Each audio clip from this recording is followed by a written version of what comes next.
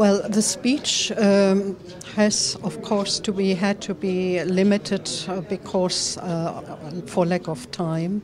So I gave an outline of the events, what happened before, during, and after the First World War, with the period 1919 to 22 as the main period for the destruction of the Ottoman Greeks, not only in the Pontus area but also in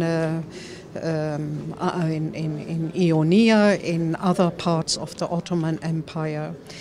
And secondly, I tried to give a brief answer to points of view that I thought are not quite appropriate. I noticed when it comes to the academic treatment of the Greek case, the Greek Orthodox case, that by many authors and by many speakers a difference is made. The case of the Armenians is usually perceived as genocide, whereas when it comes to the Greeks, then speakers and authors tend to put it as only ethnic cleansing. And I made some comments on the term ethnic cleansing, which is the slogan of the perpetrators. And second, it is a term which is not defined by under international law. We simply should not use this term. And second, we should not make any rankings when there is a massive genocide, when serial genocide offenders have several groups designed for annihilation, as in the Ottoman Empire, then we should not make a ranking. The Greek case has been very event close, documented first by the Patriarchate, the Ecumenical Patriarchate, as far as the Patriarchate could communicate with the remote and not always secure provinces. You must imagine there was no telegraph. The roads were insecure and so on. But as far as informations could come to Constantinople, they were well documented, and also the Hellenic relief organizations in the USA and in other countries did a lot to event close document the facts. So we are not really in lack of facts. It is a question how to interpret the facts and how bring this to the awareness of non-Greeks abroad, in other countries, first of all in Europe and in the United States. Well, I think the Pontus case is not unique. As I mentioned, it is part of the Greek and more so part of the Ottoman genocide against Christians. But of course, Pontus being geographically defined very clearly by mountains and by sea, had at a certain time had a certain fate. And in Pontus, I think the main motives of the perpetrators were that the Pontus Greeks could become independent or would claim independence, although this was a small part of the Pontus Greek population. Overall, Ottoman Christians were very conservative and apolitical. They wanted to be left in peace. That was their main interest, very modest.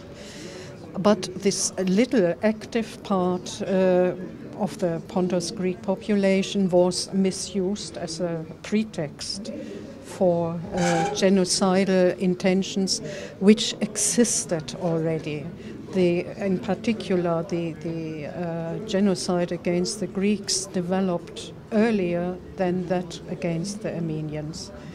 So, and with the Russian forces coming to the east of Pontus and occupying the area, for the perpetrators there was another motive.